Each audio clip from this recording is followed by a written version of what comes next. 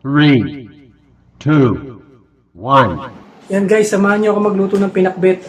Ituturo ko sa inyo step by step kung paano lutuin yung pinakbet. Napakasimple lang nito. Usually kasi ito yung mga paborito ng mga Pinoy. So samahan nyo ako guys, let's go! Yan guys, nakaprepare na yung mga sangkap ng pang pinakbet. Meron tayo dito sibuyas, may bawang. Pwede nyo rin naman lagyan ng ginger. Pero kasi walang available na ginger, so hindi ko na ginamitan. Meron ditong kamatis, meron siyang sitaw, kalabasa, okra, bagoong at saka chicken. Okay guys, simulan na natin lutuin yung pinakbet. So let's start. Ayan guys, mainit ng lutuan. So pag mainit na siya, lagyan natin yung bawang.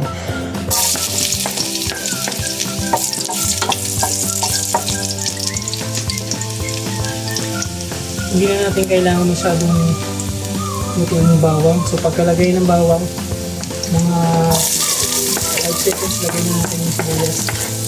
Hindi masyadong maluluto yung bawang. Na? After nyan, igisa natin yung natin sa bawang sibuyas yung manok na pampalasa. Ito, mas mainam to. Lagyan natin ng mga manok o beef. Kaya mas magiging masarap yung niluluto nyo. Yung pakbet.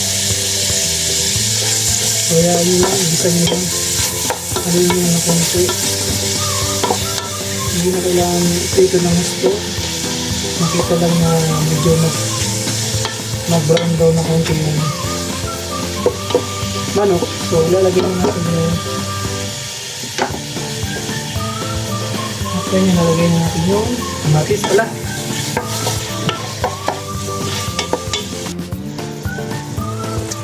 Yan, after natin mag-isa yung manok sa bawang at sibuyas, sunod natin yung kamatis. Actually, pwede rin naman na mag-isa nyo muna yung bawang sibuyas at saka kamatis, tsaka nyo ilagay yung manok. Pero mas ginawa ko kakaibang technique. Yan. Kasi madali lang maluto yung yung kamatis. Kaya inuna ko muna igisa yung bawang sibuyas dun sa manok para kumapit yung bawang at sibuyas. Tapos sinunod ko yung manok and then after na nilagay ko yung kamatis. Pagpili maraming klase ng technique ng pagluluto. Depends kung saan ka komportable at saka kung sa tingin mo na mas makasarap na yung luto. Pero ito yung pinaka basic, bawang, sibuyas, kamatis at saka yung panggisa ng manok or beef. Okay, after nyan, maluto yung kamatis, ilalagay natin yung bagoong. Yan guys, ilagay nyo na yung bagoong, oh. Masarap ito, palasa. Mas ito yung nagpapalasa. Ito yung pinaka nagpapalasa dun sa pinakbet.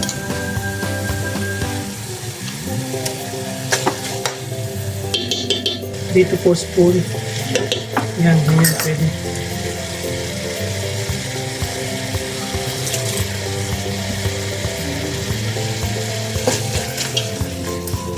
Sapat na yung bagoong.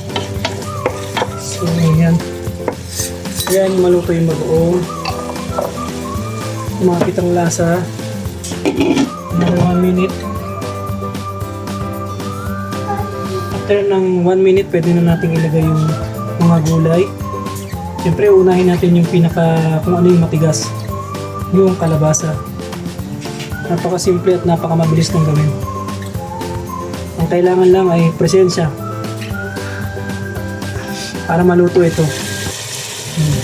At saka kailangan ng konting pagmamahal para sumarap ang pagluluto.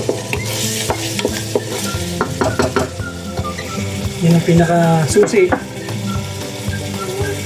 Masarap na luto. May pagmamahal. Yan, lagyan natin yung kalabasa. Yan guys, napaka halaga ng paggagayat ng yung tamang paggagayat ng mga gulay, yung pantay-pantay. Kasi pag hindi pantay-pantay yung gayat ng gulay, bawa na makapal, yung napis.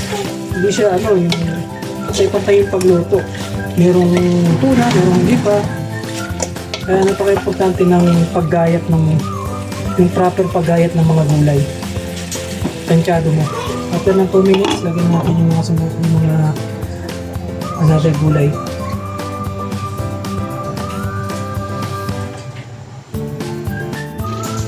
Lagyan na natin lahat ng gulay guys. Lagyan yung talong, yung plant, yung okra. Actually, paglagay mo ng bago nyo ilagay yung gulay, pwede nyo na lagyan ng sabaw eh.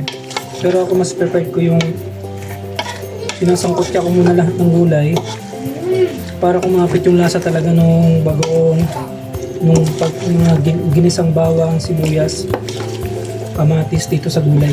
Tsaka ako lalagyan ng water. So, kutyahin ko muna. Haluin hanggang ilalim. Yan guys, lagyan na natin ng tubig.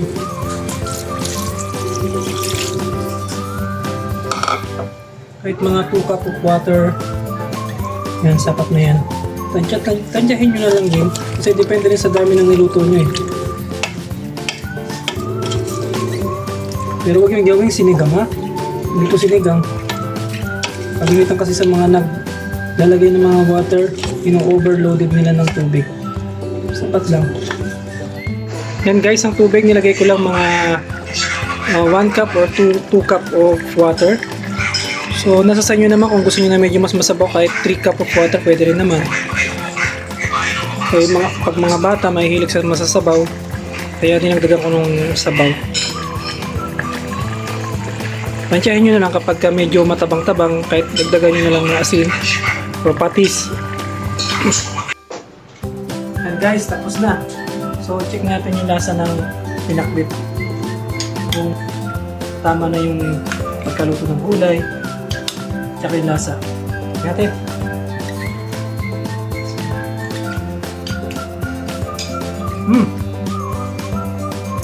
Lasang-lasa yung bagoong.